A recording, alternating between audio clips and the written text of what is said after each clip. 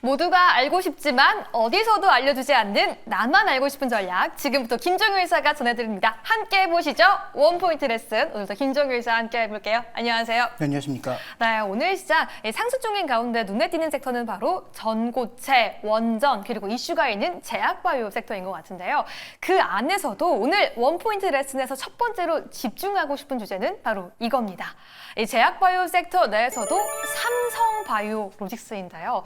바로 지난주에 황제주로에 기원을 했습니다. 우리 시청자분들이 가장 궁금한 건 결국 생물보안법도 알겠고 금리 인하 수혜주인 것도 알겠는데 과연 현재 주가 이상 장기 집권이 가능할지일 것 같습니다. 오늘 자세한 내용 알아보기에 앞서서 김종효 의사님, 저희가 시장 내에서 삼성바이오로직스 어떤 중요한 포인트들 기억하며 넘어가야 될까요?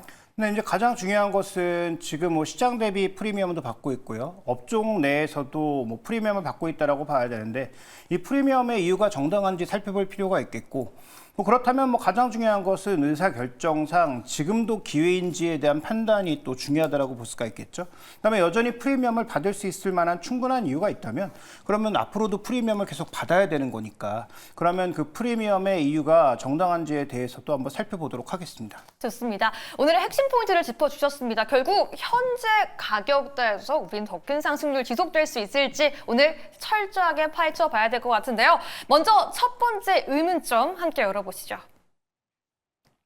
네, 제약바이오 섹터. 사실 금리 인하 시기에 최대 수혜주로도 꼽히고 있는데요. 과연 하반기 시장에서 주도주까지도 가능한지 이게 많이 궁금하실 것 같아요. 네, 일단 주도주의 개념을 어떻게 보느냐에 따라서 달라질 수 있겠죠. 지수보다 강한 게 주도주다라고 하면 그럴 수도 있을 것 같은데요. 원래 주도주라고 하면 지수를 끌고 나가는 중심축을 이루는 종목을 얘기하는 거 아니겠습니까?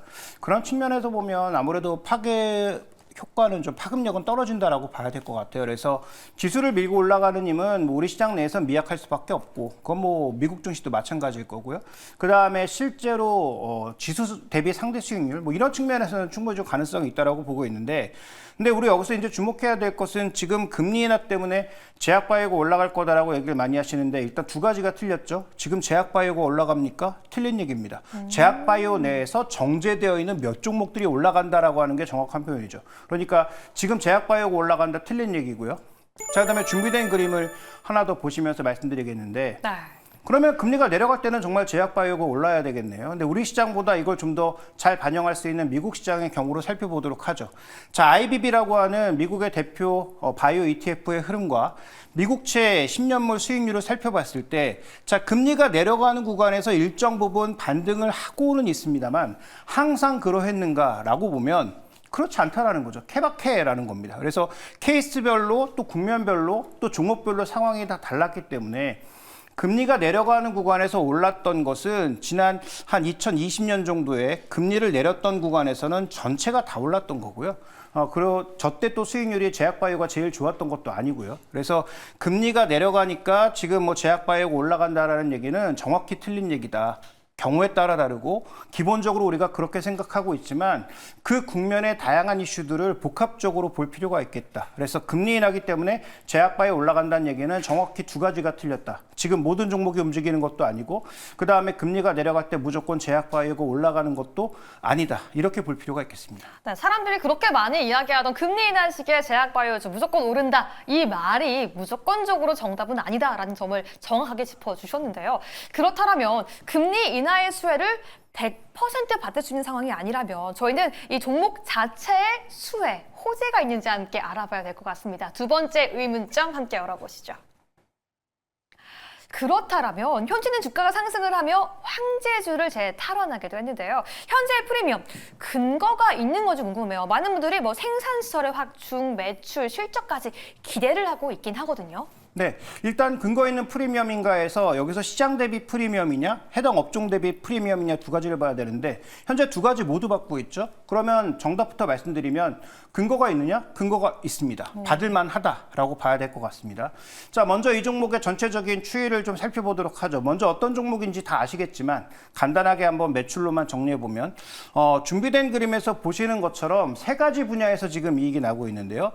주력은 CMO입니다. 물론 대장주인 론자는 CDO가 굉장히 큰데 CDO보다는 CMO가 좀 더 크다라는 점. 그러니까 단순 생산에 조금 많이 포커스가 맞춰져 있고 바이오에피스가 만들어내는 시밀러 매출도 점차 늘어나고 있는 상황인 거고요. 자, 우리가 미국 쪽의 비중이 좀 더 넓으면 좋겠지만 아직까지는 우리나라 거의 대부분의 제약사들처럼 유럽이 주력이다라고 볼 수 있는 상황인 거죠. 그래서 이 두 가지를 놓고 봤을 때 상대적으로 경쟁사인 론자 대비해서 떨어지는 부분이 있으나 우리가 프리미엄을 줄 수 있는 핵심 이슈는 다음 그림들부터 차례로 나옵니다. 한 3가지 정도를 살펴보도록 할게요. 네. 자, 먼저 첫 번째로 보시면 지금 가장 공격적으로 투자 설비를 늘리고 있는 회사 두 회사밖에 없습니다. 우시바이오와 삼성바이오로직스. 근데 우시는 지금 미국에서 점점 밀어내려고 하고 있는 시잖아요. 그러니까 뭐 자국 생산이라든지 뭐 다른 쪽 생산을 늘리기 위해서 늘리는 건 뭐 우리가 알 바 아니고 결국 가장 큰 시장이 미국 시장이라고 봐야 되는데 미국 시장과 연계되어서 캐펙스를 계속 늘리면서 공격적으로 대응하고 있는 회사. 당연히 우시는 론자는 줄고 있는데 삼성바이오로직스가 늘고 있으니까 여기에 일정 부분의 프리미엄을 더할 수 있다 이렇게 봐야 되겠죠. 최근에 계약도 빠른 속도로 좀 올라오고 있고요. 자, 그럼 다음 준비된 그림 보시죠. 그러면 그 두 번째 또 포인트는 뭐냐? 자, 현재 구간에서 마진율이 상대적으로 높다라는 것도 중요한 포인트입니다. 굉장히 여기서 놀라운 것은 캐펙스를 계속하고 있습니다. 그러니까 시설 투자를 계속하고 있음에도 불구하고 시설 투자를 줄이고 있는 회사들보다 오히려 마진율이 더 높다. 그렇다면 안정적인 마진율을 거둘 수 있는 제조시설에 무언가 특이점이 있다라는 것을 반영하는 것이잖아요. 그러니까 그런 측면에서 또 삼성바이오로직스의 추가적인 이 프리미엄이 가능하다라고 봐야 되는 거고요. 자, 마지막으로 하나 또 강점을 살펴보도록 하겠습니다. 자, 마지막 강점을 보면 저쪽에 삼성바이오로직스부터 론자, 우시, 후지필름 뭐 여러 회사들이 쭉 나열되어 있는데 자, 이쪽은 이제 기존에 진행된 것이고 추가적으로 얼마나 더 진행될 것인지까지 살펴봤을 때 압도적으로 바이오 리액터의 규모가 큰 회사는 삼성바이오로직스라는 거죠. 그러니까 누군가 원하는 많은 물량들을 생산해 내고자 했을 때 어디로 가야 될까를 당연히 고민하지 않겠습니까? 근데 지금 시장의 예상은 2028년까지 제약회사 자체가 이 바이오 리액터를 생산해내는 것보다는 CDMO 쪽에 맡기는 비중이 점점 올라갈 거라고 예상을 하고 있어요. 그러면 많이 생산해내고 한 번에 많은 양을 생산할 수 있는 대량의 리액터를 갖고 있는 회사가 또 당연히 프리미엄을 얹어줘야 되는 거 아닐까요? 그러니까 그런 관점에서 놓고 봤을 때 지금 삼성바이오로직스가 일정 부분의 높은 밸류에이션을 부여받고 있는 것은 충분히 설명 가능하다라고 볼 수 있는 상황인 것 같습니다. 좋습니다. 삼성바이오로직스, 이 프리미엄 충분히 근거가 있다라고 말씀해 주셨는데 이렇게 CDMO를 보니까 궁금한 점이 한 가지가 있어요. 사실 삼성바이오로직스, 이 상승의 시작을 알렸던 게 생물보안법 아니겠습니까? 근데 지난주 금요일 미국 상원을 통과한 이 개정법을 보면요. 그 안에 생물보안법이 통과가 되지 않았다라는 소식이 들려오기도 했었거든요. 이걸 악재로 봐야 되는 건지 아니면 연내에는 통과가 될 것이다라는 기대감으로 봐야 될지 궁금합니다. 근데 여기서 중요한 것은 통과가 된다고 해서 그러면 뭐 내년부터 아주 드라마틱한 변화가 있을까? 그렇지 않다라는 거죠. 네. 8년의 유예 기간이 있고 그다음에 기본적으로 우시바이오나 인도 쪽으로 그러니까 화학 쪽은 그러니까 우리가 흔히 얘기하는 제약 쪽, 화학 베이스로 나오고 있는 약 쪽은 인도로 가고 있고 그다음에 이 바이오 쪽은 여러 회사들이 있음에도 불구하고 우시바이오 쪽으로 갔던 이유가 뭡니까? 결국 비용 이슈거든요. 그쵸. 낮은 비용에 잘 만들 수 있는 회사를 찾아가는 것은 뭐 자본주의 사회에서 너무나 당연하다라고 볼 수 있는 상황인데 정치적으로 이걸 막겠다라고 했는데 그러면 지금 압도적인 이익을 내고 있는 미국 제약회사에서 엄청난 지금 로비를 통해서 8년간의 유예 기간을 이미 마련해 놓은 상황이 있으니까 지금 법 그대로 통과된다고 하더라도 말이죠.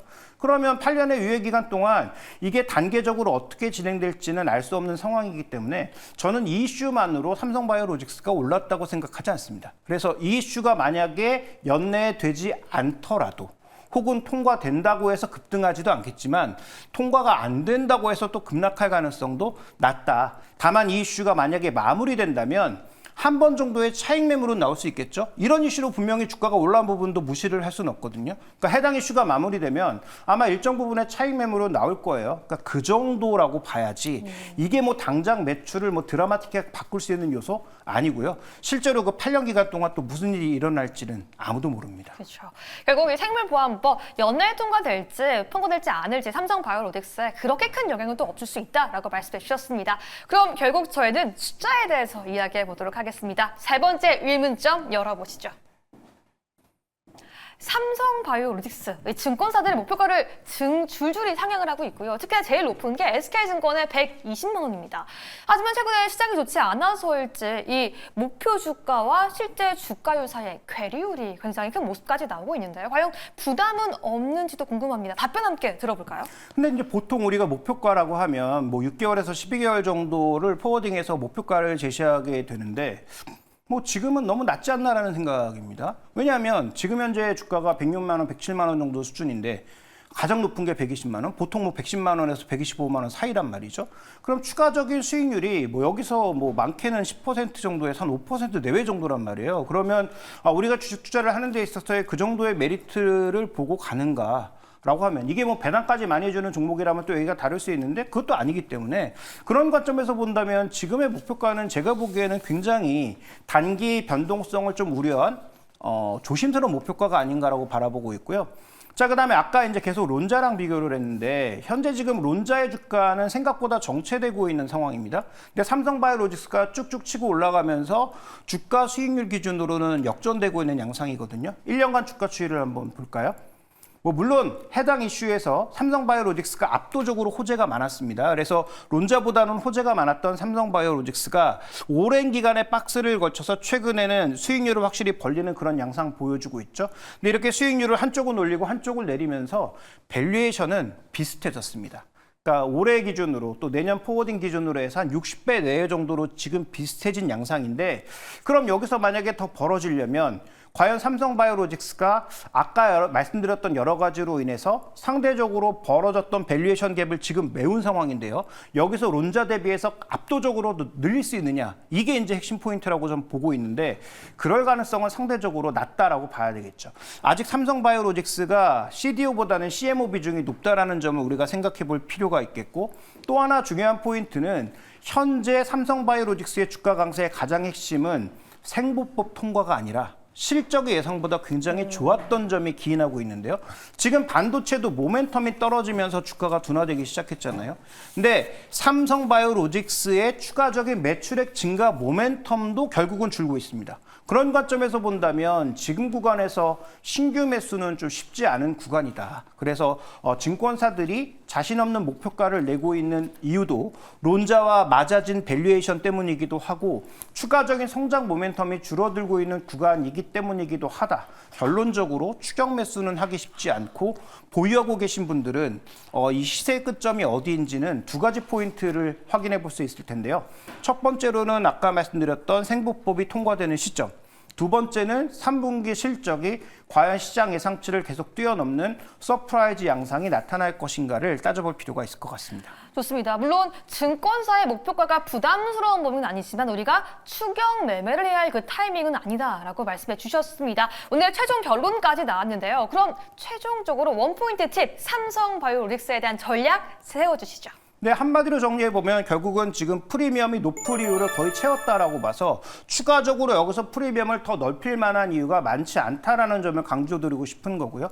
그렇다면 신규 매수보다는 기존의 보유자가 어떻게 효율적으로 이익을 고정할 것인지에 대해서 집중하는 게 좀 더 좋은 전략이 될 것 같습니다. 그렇다면 지금 보유자분들 같은 경우에는 보유의 관점을 이어가되 신규 진입자분들 같은 경우에는 가급적 지양해라. 그래서 저희 함께 오늘 결론 내어보도록 하겠습니다.